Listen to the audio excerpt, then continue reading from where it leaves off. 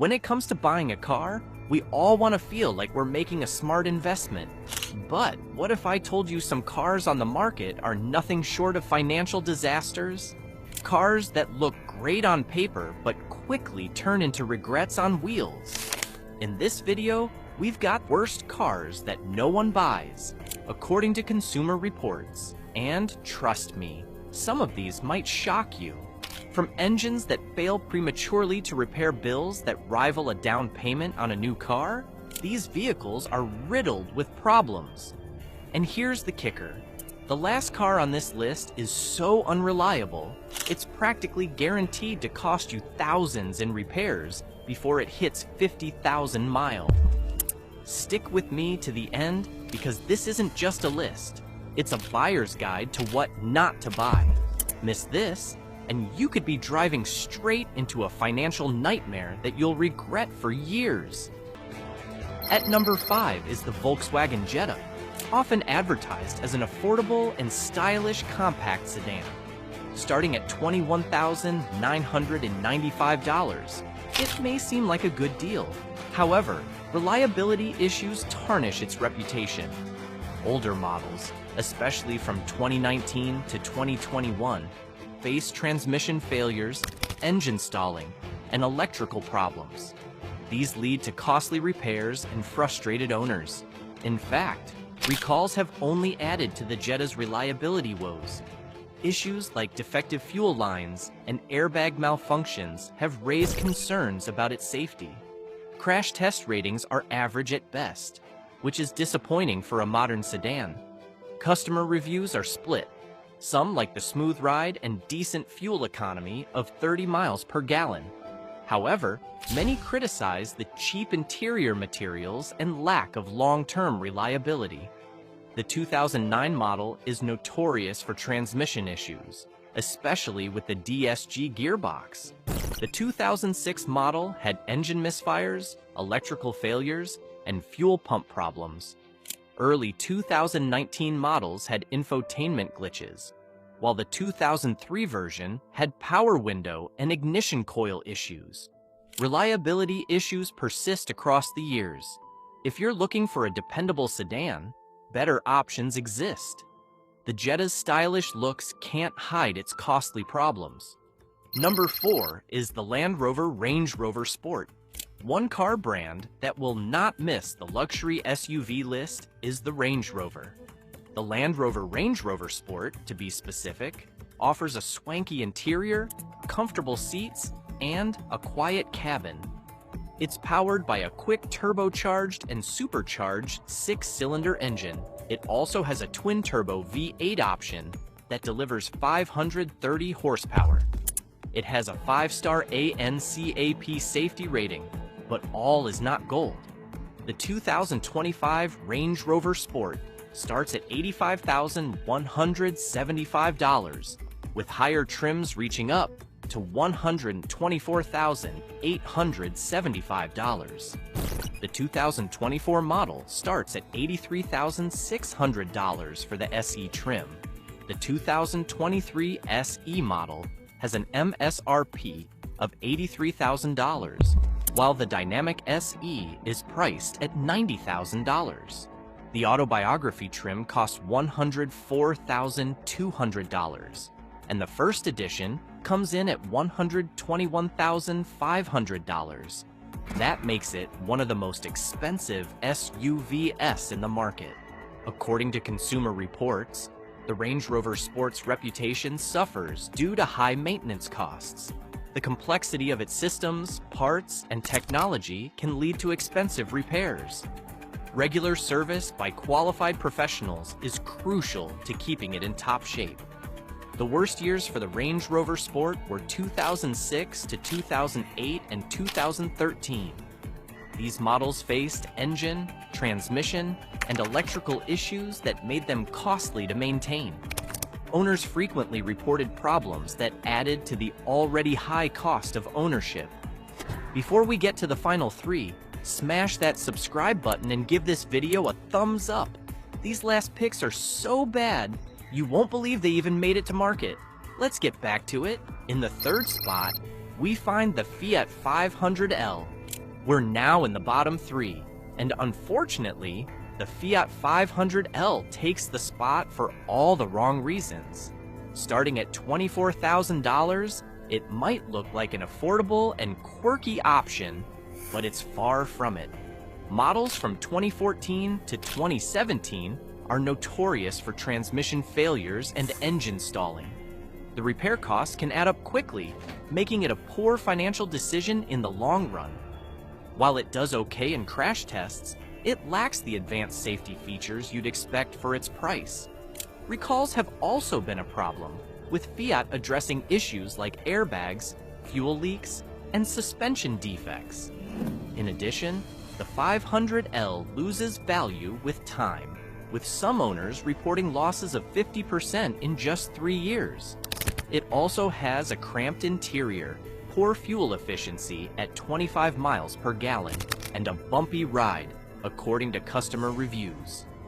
Fiat officially discontinued the 500L in 2021, citing several reasons. It was introduced at a time when the segment was losing popularity. The design resembled the Panda more than the 500, and its size was considered too small by American standards. Plus, the 500L lost favor to smaller SUVs like the Ford B-Max and Vauxhall Meriva. Though it seemed promising at first, the Fiat 500L ended up being a costly mistake for many. Our runner-up at number 2 is the GMC Sierra 1500. Just as we are approaching the end, the GMC Sierra 1500 takes the number 2 spot. It's priced between $38,945 and $86,690. But it's not a reliable investment. This full-size truck has serious reliability issues. Models from 2014 to 2019 are especially problematic. Owners report transmission failures, engine troubles, and faulty electronics. Some also deal with steering component issues. These problems can be costly to fix, making it a headache to maintain. Recalls are also common. One major recall involved brake system failures, while others focused on fire risks with the engine block heater. These safety issues are concerning. Fuel efficiency is another weak point. The Sierra averages just 17 miles per gallon, which is low for a truck of its size. Insurance costs are high, and repairs aren't cheap either. While some owners appreciate its towing capacity and comfort, the GMC Sierra 1500 comes with hidden costs. Consumer Reports even points out that the Silverado 1500 has better towing capacity and is more dependable. If you're looking for a reliable truck, the GMC Sierra 1500 should probably stay off your list. Taking the first spot is the Mitsubishi Mirage. I know this comes as a shocker to many. The Mitsubishi Mirage is one of the cheapest cars in the market, so why should I not buy it, one might ask. Well, remember the saying, cheap is expensive? It applies here. The Mitsubishi Mirage has received several negative reviews, and for good reason. The 3-cylinder engine is weak, noisy, and vibrates.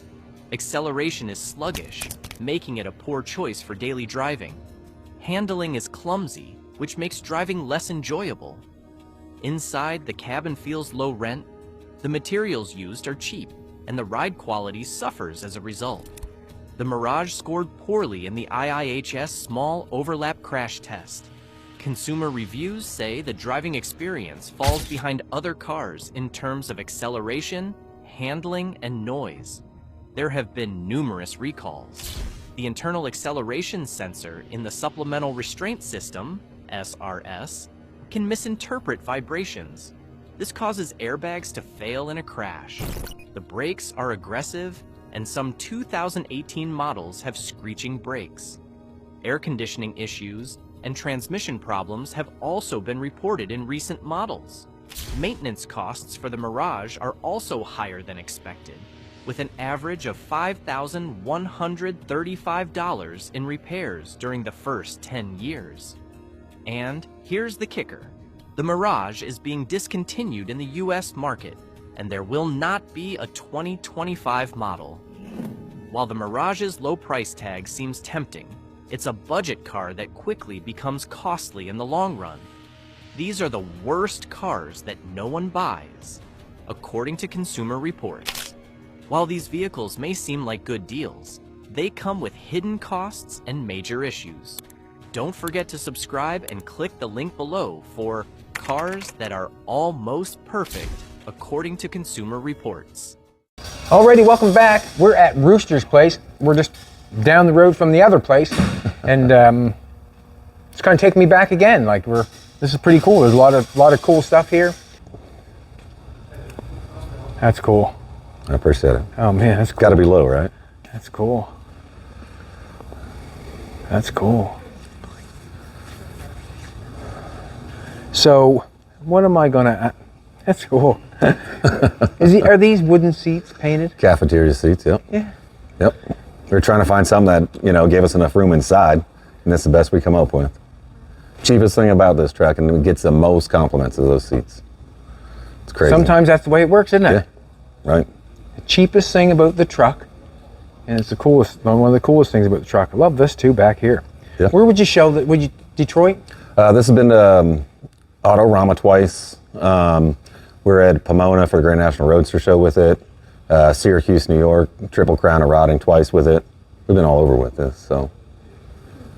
Beautiful. It gets around. I love the touch in here. The wood, is that wood inside there? Yes. Nice. Yeah. So that's just laid in there, is it not? It is. Right. So you've got that all. That's all.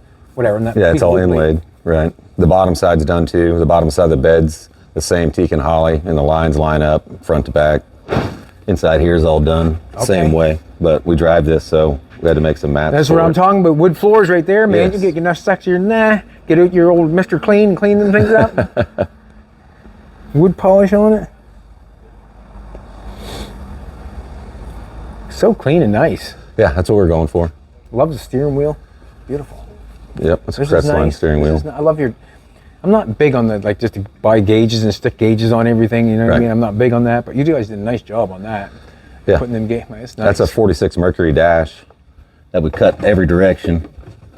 And this is supposed to be 180 degrees with these coming off the sides, but we just changed So you it cut out. this all up and Yeah. made that, and then had it chromed. Yes. And is it spray on chrome or? That is spray on chrome too. That's the only spray on chrome piece on this, so everything else is hard chrome. Taillights. Beautiful. Yeah. What are them off of? 64 Grand Prix. Do they have this in it? Yep, that's factory. There's actually the turn signal marker lights in the grill of a Grand Prix.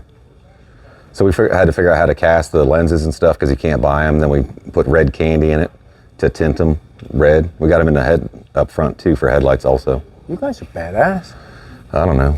Yeah, that's nice. This thing here, this piece, you have this machine, Yeah, a friend of ours machined that for us, Okay. so it had Mercury in it. right? It's a Model A, but we claim it's a Mercury. So Yep. it's got, like in all the door pulls and stuff, got 31 Mercury dimes in them right here. That's nice. Same with the headlight, ignition switch. Got a Mercury pendant for the shifter. Really So, thinking. Yeah, we call it thinking and drinking. Thinking and drinking. Yep. So we stand around Do drinking. you do the drinking first and the thinking later, or the thinking first then the drinking? All depends.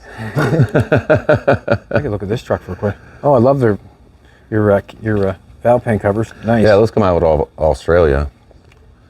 So we had to Is this glued on or machined on? no, it's sand casted. It's all cast into it. So somebody in Australia makes those. Yes. Yeah, it goes by Y Bloke or something We like love that. Australia. Right. We've been to Australia a couple times. We love it. Yeah. We're having an ignition issue with it right now. That's why the cap's still off of it. Okay. but You have the chassis. Did you guys make the chassis? We built the chassis, yes. The chassis. Yeah, too. See headers. the end of the chassis. The end of the chassis is nice. It's got it squared off like that. Let's face it, the chassis, generally on a Model A, they come out and turn down. Like that one there. They're not turned down quite that heavy like that. Right. I like your choice of color and paint. Yes, sir. That's I Tim's like idea. it. I like it. I like all the fins. You did an excellent job piping that all up. That looks awesome. Yeah. 4 days of my life in that. 4 days of your life. 100 feet of material. I like your plug wires too. Yeah. Check the plug wires out. They're not just plug wires. They're coated like a material coated. They just look old, vintage. Yep. Yeah, all the wiring's done the same way. So You guys built the headers? we did build the headers. Man, We got wood inlaid here on the I-beam Okay. motor mounts also. The training cross member's done with the wood inlay on it. It's chromed with the wood inlay. a lot of thought. Headlight wires, all your headlight wiring runs through these. So it's super clean, That's awesome. right? I never even would have thought that. Yeah. We built the bumper, but it's a drag link also. Up there in the front. So you turn the wheels. That's what turns the wheels. Thinking and drinking, man. Yeah, that's cool. Yeah. Headlights are the exact same thing on the back, but you Correct. put a Yep, 64 Grand Prix.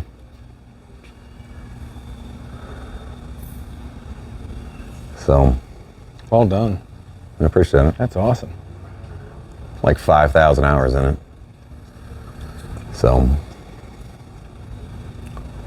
I'm going to steal the seat idea. yeah, go Yeah. for it. And if I go for it, he says, go ahead, do it. We're not the first ones to do it, Yeah, that's what I'm so. saying. Like, it's just kind of, it's cool. I Yeah. like it. I like that idea too down there. It's nice. Right? Yeah, very nice. Just got to look it over again because there's more stuff I see. Yeah, you got to keep looking. It looks simple until you start looking at it. Oh, it's not simple. Not at all. Very nice. Awesome. Yeah, we appreciate it. I like that you paint the inside of these. It makes it look nice. Gives it Yeah, we normally got nice flavor. brass screens that gets to go in them. Right? But, traveling with it, sometimes they fall off and worry about it scratching paint, and chipping something. I'm going to so- take a look at something. When you put your tires on, did you line them up with your studs and all, or your things and everything? Did you do that? It's details. Did you? Yep. Yeah.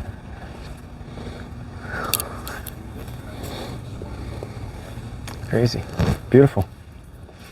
Isn't it? This is one, what's his name? That's Dar back there. Dar? Yeah, that's Tim's car. been We just got playing done with? doing a bunch of work to it. Pretty stock 39. We put air ride in the back of it, did a 5-speed, 12-volt conversion, dropped axle in the front. So, having some issues getting it back running. Right? So, We have a 38. Yeah, we have a 38. It was a two-door sedan. And I Right. cut the roof off it and used the roof and welded on its ass. I don't That's know cool. why I did that, but I because was that's what you wanted to do. I was thinking and drinking. There you go. Yeah, this got nice flavor. Yeah. Really nice. What's that for? Little tiki on What? it. The tiki bar where we're staying at tonight's having Say it karaoke. again, I'm sorry. The tiki bar where we're staying at tonight's got karaoke going on. Oh, yeah? Oh yeah. That's beautiful. Yeah. 348, turbo Beautiful. 350. Multiple carburetors. No, stupid question. The question's a question. How did the rear end and the front end get gold? Gold plated. Are you not you serious? Seriously. Right. That's all gold plated. What? Yeah. Yeah, we got a company locally that does gold plating and stuff. That's spray on chrome that they tinted gold on the rear end. But this is all. This is spray on chrome? That part is too. Is Yes. it spray This is on all chrome? spray on chrome. The leaf springs are, and the housing is. But this is all 14 karat gold plated. Did you guys do the spray on chrome? No, we took it to Spectrachrome to have them Okay. do it. I like you got the Buick. They're like the fake. It's not fake. Are they fake Buick Yeah. brakes? You got disc Yeah, brakes they're disc in inside. there. Yeah. That's nice. I like that. This is beautiful. Yeah, we appreciate it. Yeah, it's beautiful. Just think about that fan. What's that? What do you think about the fan on that thing? Oh, that's cool. I didn't check that out yet. That's cool. Look at that now. Why does I'm gonna steal that. See where the fan is connected to? It's connected to the crank. Yep. That's cool. The fan's gonna turn, Yeah. right? It's Same as a pulley. Same as Yeah. water pump. Well, connected to the crank. That's sick. The paint on the chassis is amazing too. Yes, You sir. guys paint that down? The paint, We did. amazing, beautiful. What about the headlights? Yeah, that's the same as the motorcycle over there. Just motorcycle are stuff. them- We just turned them sideways. Are they a Botten? Yes. Yeah. Where would you buy something like that? Would that be like a bike thing? Yeah, motorcycle stuff. Yeah. Trying to think who made them. I don't know. They've been on here for years, so. Okay. But we build the brackets and stuff, so all your wiring will go through here and then come out the inside to hide everything real nice and neat. And that's what you were talking about, how, you know, How clean do you want it? how clean do you want it? Yep. Man, this thing is nice. I gotta look this thing. Beautiful. So it'll be a show car once we're done. Yep, I couldn't tell. I couldn't tell. Beautiful.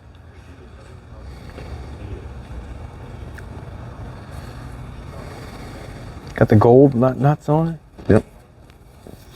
Yeah, we try to make gold touch chrome, so it's not like two pieces together, you know. So I could look at that for hours. So you used a shiny paint on the chassis, then you used a satin on the satin on everything else. Just give it some contrast. Same color, the just spring. satin. The spring connection is nice. It's a little different. Quarter ellipticals, yeah. Yeah. They're called quarter ellipticals. Quarter elliptical springs, yeah.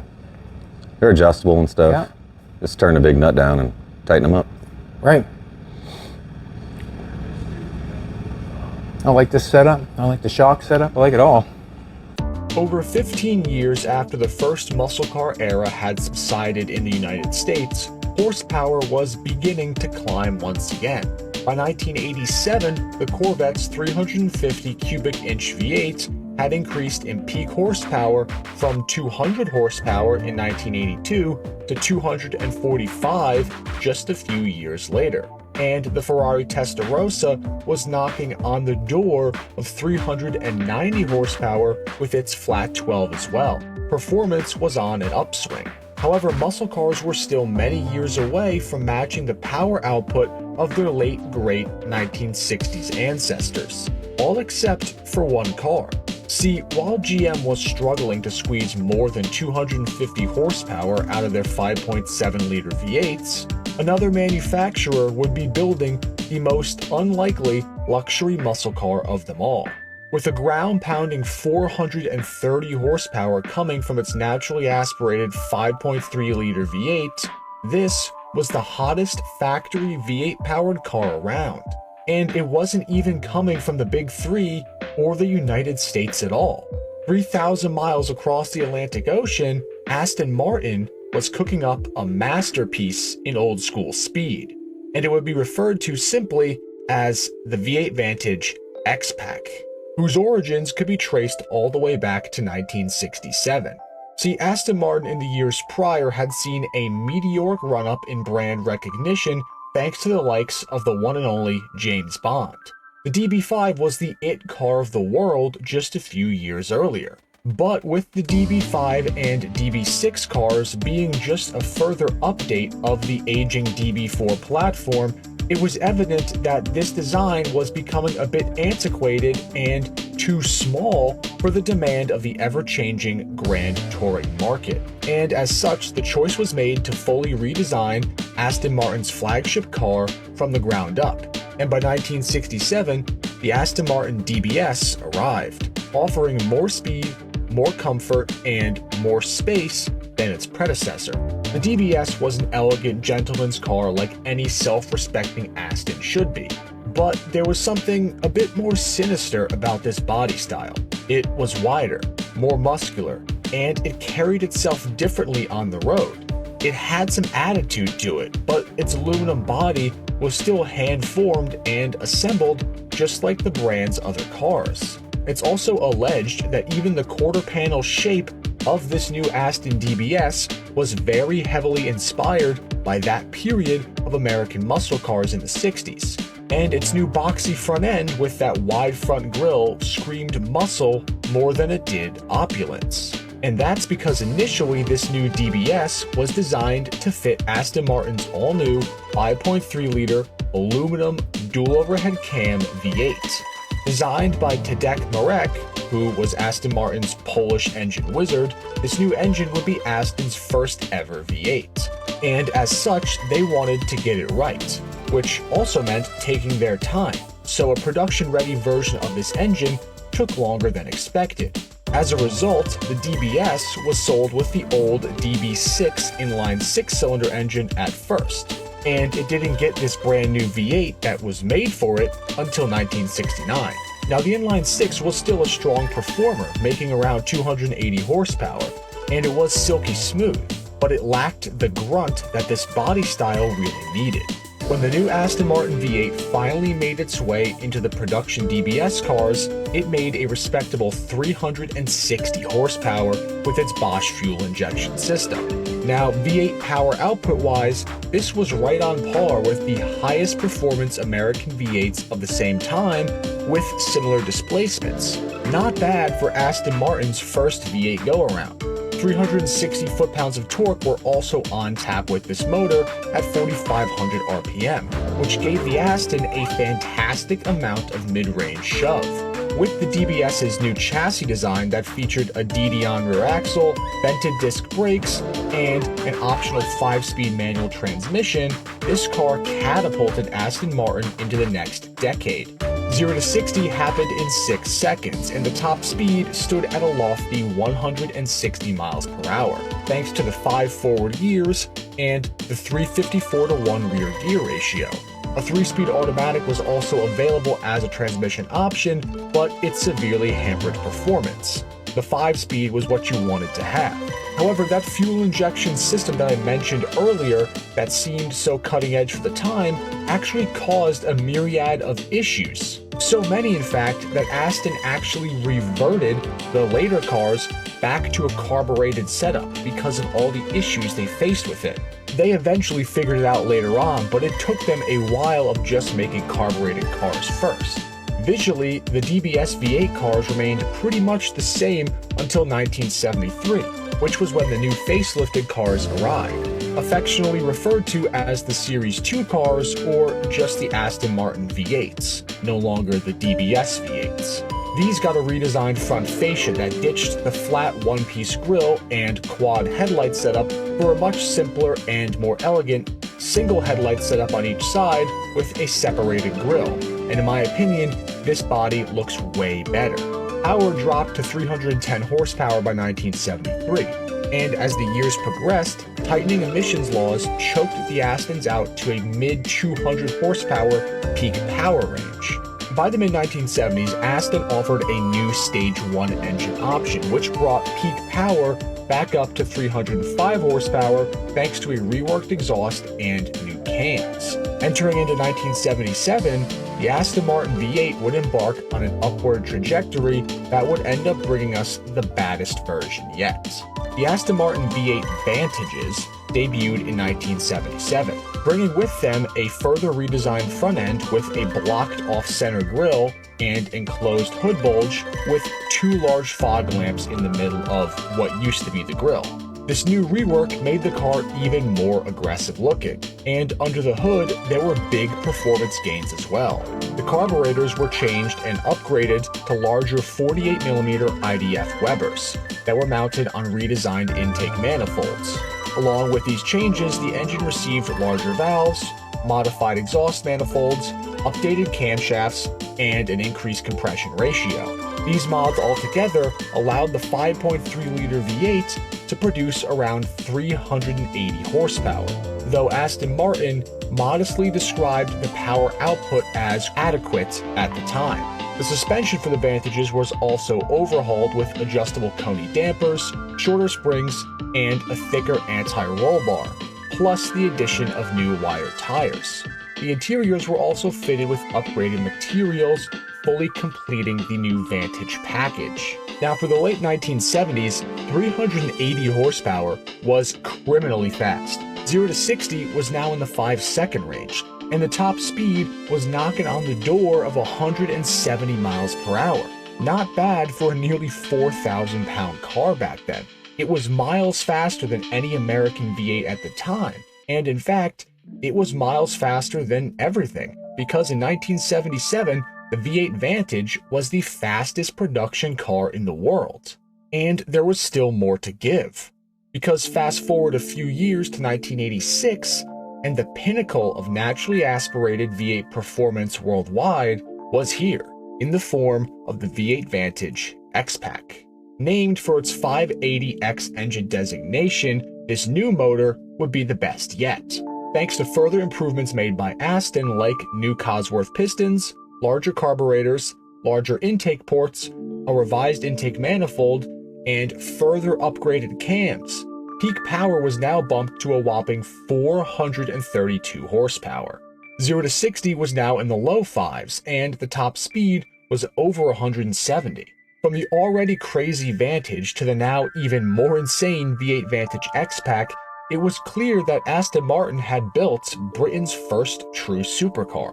Power-wise, the Aston outclassed the Countach and the Ferrari Testarossa, and offered similar performance figures, albeit offering way more practicality, 2 extra seats, and a much more luxurious interior. This car was really the jack of all trades, and it truly might have been the only time in history that, on the basis of pure performance, Aston Martin outclassed all of its other rivals. And to be honest, for $120,000 US in 1987 money, this car better have.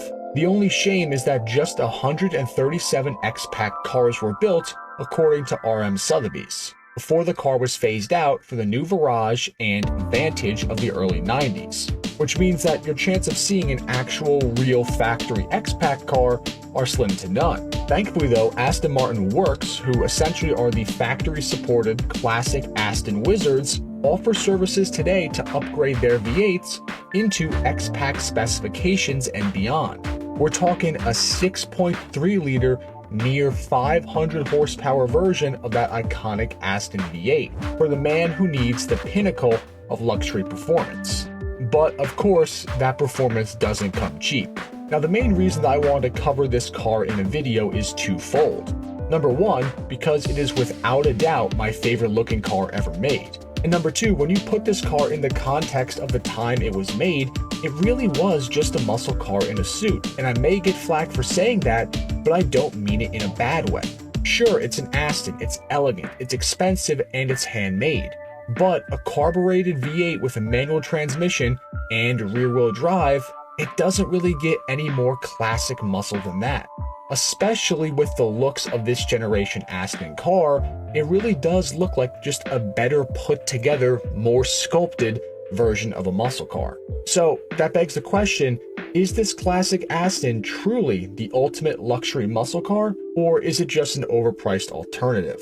Let me know in the comments down below. But that about wraps it up for this video. Again, thank you all for watching another video.